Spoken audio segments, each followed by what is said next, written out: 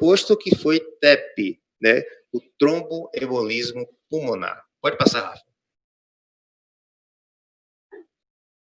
Esse conceito aí para vocês, vamos acompanhar a leitura, certo?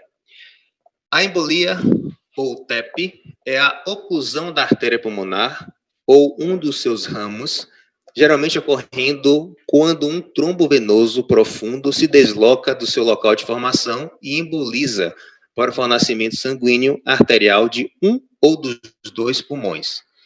Os eventos tromboembólicos estão relacionados em mais de 90% dos casos com êmbolos originados do sítio de trombose venosa profunda, vasos da panturrilha, coxa, pelve. Raramente os êmbolos podem ser procedentes de veias renais, membros superiores ou do próprio ventrículo direito. O que eu quero dizer com isso?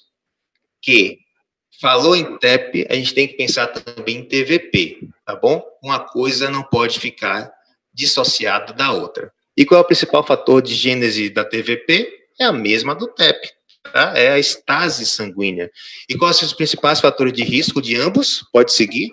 É a idade, maior que 50 anos, imobilização prolongada, história prévia de TEP, anestesia, sobretudo anestesia geral, gravidez, período peri e pós-parto, neoplasias, estados de hipercoagulabilidade, anticorpos, antifosfolípides, policitemias, cirurgias, principalmente cirurgias de grande porte e principalmente cirurgias ortopédicas, tá?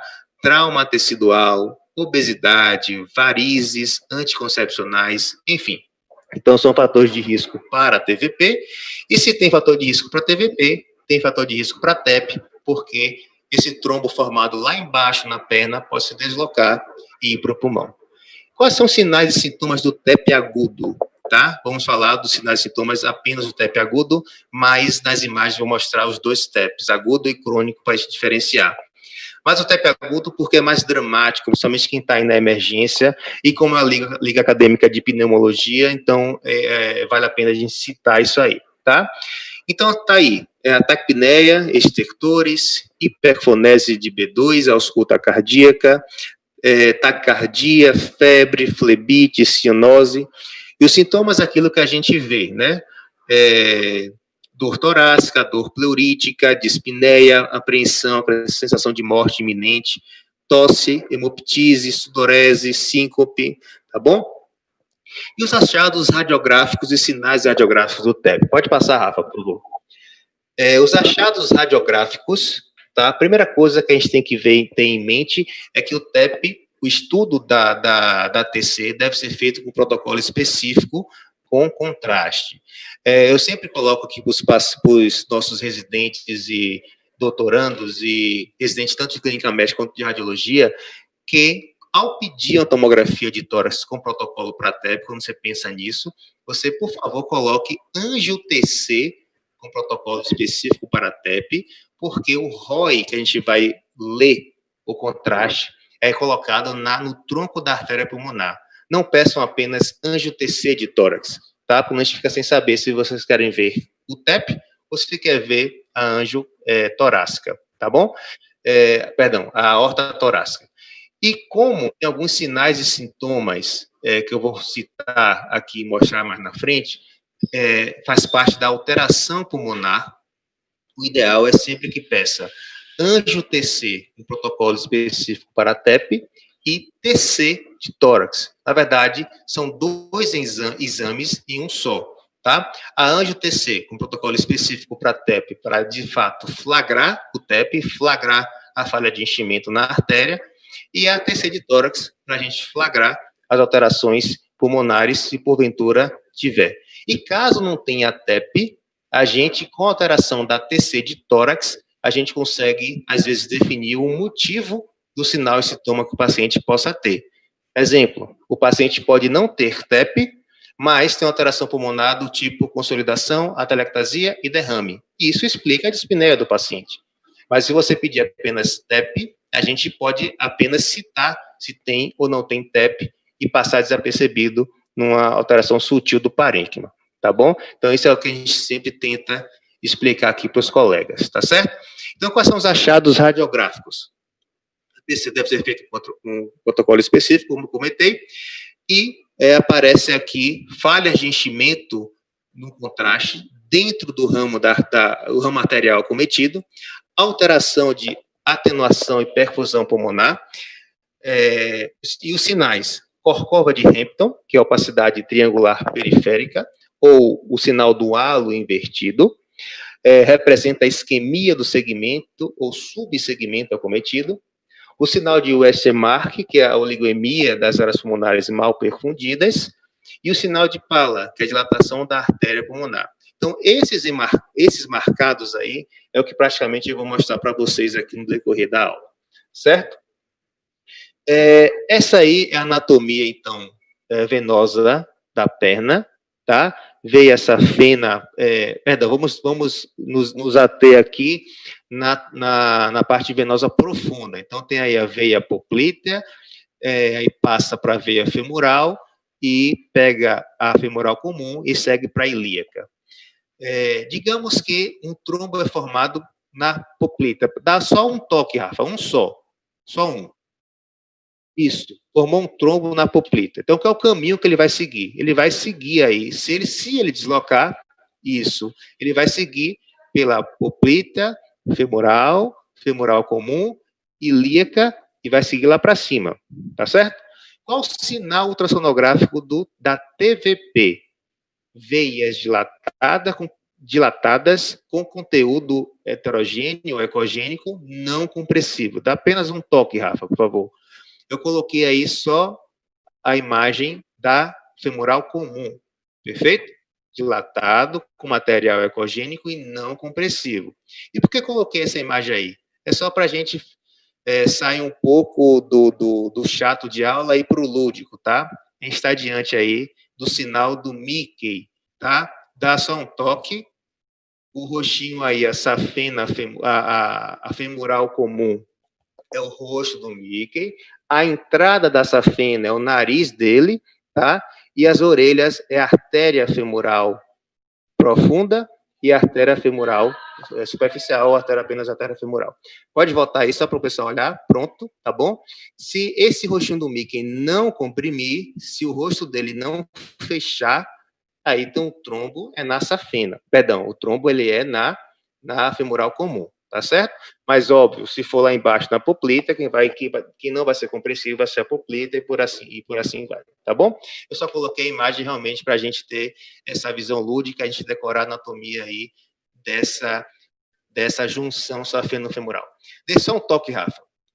Então, seguindo daí, o trombo veio lá de baixo, né? Passou pela artéria femoral comum, foi para a ilíaca, da ilíaca foi para a veia cava e estamos aí na veia cava. Isso, ele foi para a cava, isso é um TEP central, quando ele impacta no tronco da artéria pulmonar, ou direita ou esquerda. E que triângulo preto, que triângulo cinza é esse aí? É a corcova de Hampton. Se você bloqueia o suprimento sanguíneo, ele vai matar, ele vai infartar aquele segmento pulmonar. E quando o TEP é central, é muito mais grave, porque ele vai matar o pulmão todo. Tá? Então, TEP centrais geralmente são mais críticos no sintoma e sintoma do paciente. Dê mais um toque aí, Rafa, por favor. Vamos agora para o TEP periférico. Pode soltar, né? Ele vai, então, ó, e segue, em vez de obliterar um ramo central, ele pega um raminho periférico, e aí é um TEP que vai obliterar ali um segmento pulmonar, um subsegmento pulmonar, aí depende do que ramo ele vai obliterar, de primeira, segunda ou até quinta ordem, tá? Vamos então às imagens, pode seguir aí. Esse é um exemplo de um TEP agudo, é um paciente que tem 48 anos, feminino, tá? Com a TVP extensa, uma TVP ilíaco fêmoro poplíteo. Então, para você ver que as alterações, elas caminham juntos. Então, o paciente com histórico de TVP agudo, tá? Evoluiu com dispneia na enfermaria e tá aí a bronca, né? Que sinal é esse aí? Uma falha de enchimento de artéria pulmonar. tanto no tronco da artéria pulmonar, como o Rafa está mostrando aí, como nas artérias pulmonares principais direita e esquerda, e ainda pega ainda ramos de segunda e terceira ordem aí, como na terceira e isso, na terceira e quarta imagem. E perceba vocês que a falha de enchimento ela é mais central no lúmen vascular. Isso é importante, eu vou falar mais na frente. Pode passar a imagem, Rafa, por favor. Esse outro caso aqui é o inverso, né? O paciente, ele é um paciente cardiopata, masculino, 66 anos, fez um ecocardiograma mostrando hipertensão pulmonar importante. E aí o colega que fez o ecocardiograma interrogou TEP crônico e nos solicitou, então, um ATC com protocolo específico para TEP, e nesta a gente percebeu que tem a dilatação do tronco da artéria pulmonar principal, está medindo aí 3,2 centímetros, normal até 2,9, e tem uma proeminência também da artéria pulmonar principal direita e esquerda. E perceba que a gente vê falha de enchimentos tanto na artéria pulmonar direita como na artéria pulmonar esquerda, tá certo? Então, de fato, a suspeita do colega via ecocardiograma se confirmou nesse protocolo.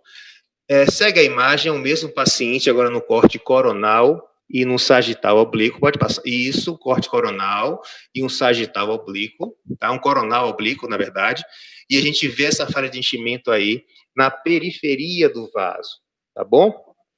A mesma coisa no lado, no coronal oblíquo, a gente vê ali no ramo primário, lá em cima, para o lobo superior lobo superior esquerdo, e aqui um pouco mais embaixo, uma falhinha de enchimento já para o lobo inferior. Tá certo? Pode passar um toque apenas, é o mesmo paciente. E por que eu estou mostrando esse mesmo paciente? Porque aqui a gente está vendo o quê? Áreas de oligoemia e áreas de halo invertido. Então, são outros sinais, tá? Essa imagenzinha aí dessa opacidade periférica pode representar uma área de injúria pulmonar por obliteração de um ramo distal. E esse aspecto do pulmão heterogêneo, tá, com áreas pretas intercaladas, áreas cinza escuro intercaladas por área de vidro fosco, isso é a alteração de perfusão pulmonar.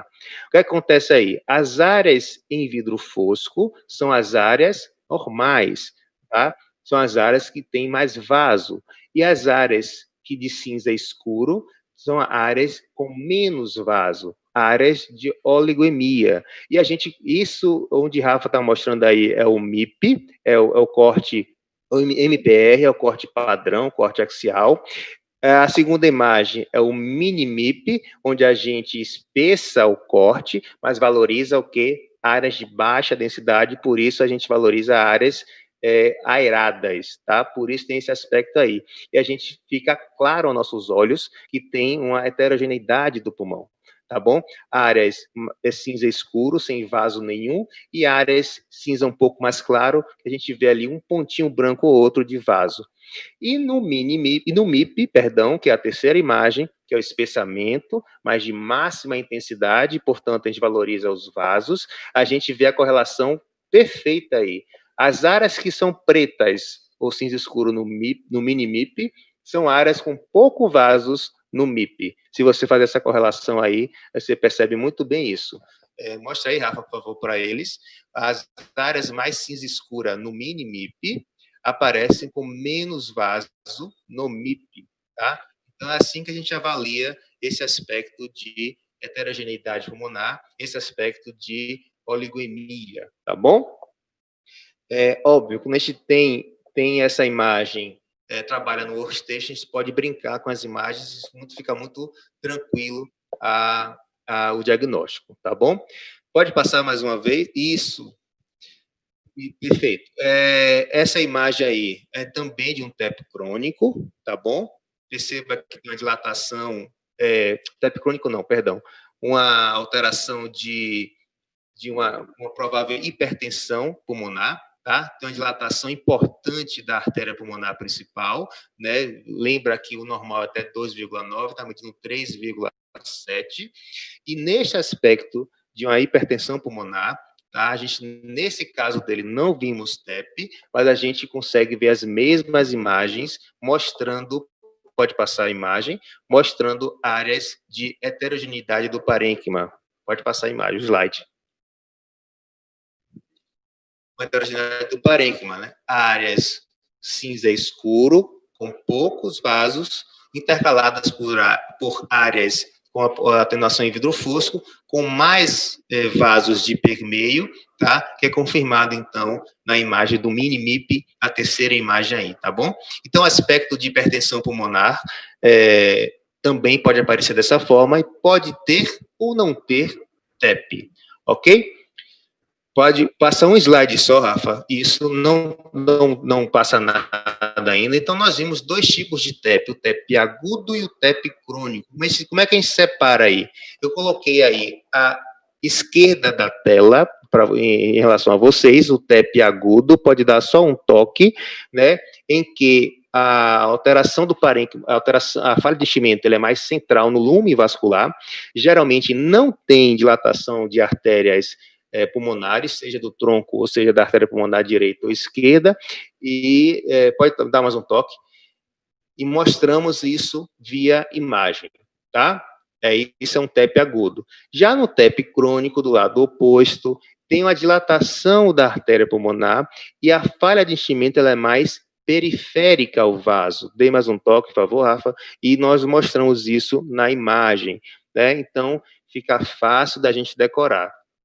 Falha de enchimento mais central no vaso, sem dilatação de artéria, um TEP agudo. Falha de enchimento mais periférico ao vaso, associado à dilatação da artéria, TEP crônico. Claro que não é tão matemático assim, mas isso, na grande maioria das vezes, é assim que ocorre. Ok? Passando, então, mais uma imagem aí, nós mostramos, então, áreas de oligoemia, e vamos passar agora à área de infarto, que é aquela opacidade triangular periférica, tá? Em forma de opacidade mesmo, de consolidação, ou de halo invertido.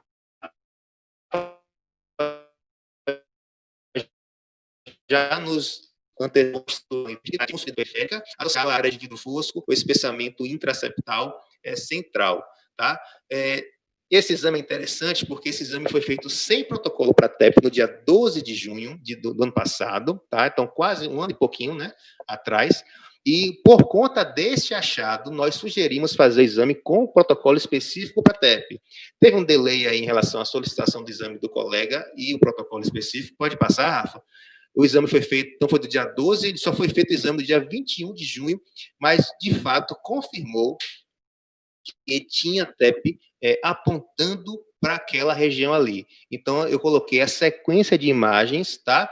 Com TEP nos ramos primários até de quinta ordem, tá? E bate certinho com a área da opacidade triangular, com a área do halo invertido, tá bom?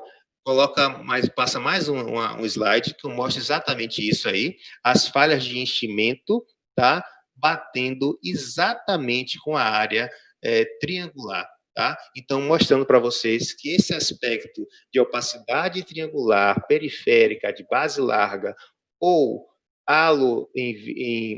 final do halo invertido, ele pode estar no contexto de injúria pulmonar, de infarto pulmonar, tá? Mostrando para vocês uma reconstrução desse caso aí, pode passar, por favor, um sagital verdadeiro e num coronal obliquado, para mostrar para vocês que eu não estou inventando, tá? Tem uma baita de uma falha de enchimento aí, obliterando todo o lume vascular, tanto de ramos secundários até de quinta ordem, e essa opacidade, essa falha, ela bate exatamente com o ápice do triângulo. Perfeito? A gente mostra bem isso nessa reconstrução aí dos dois lados. E, para finalizar a aula, mais uma imagenzinha também de outro caso, mas exatamente igual ao ramo, uma obliteração de ramo de quarta e quinta ordem, tá? E essa obliteração deste raminho aí, ele bate exatamente com o ápice do triângulo. Então, esse triângulo, essa opacidade de forma triangular, base larga, né, ou base larga pleural, ou aula invertido, a gente fecha, né, nesse contexto de TEP, como infarto pulmonar.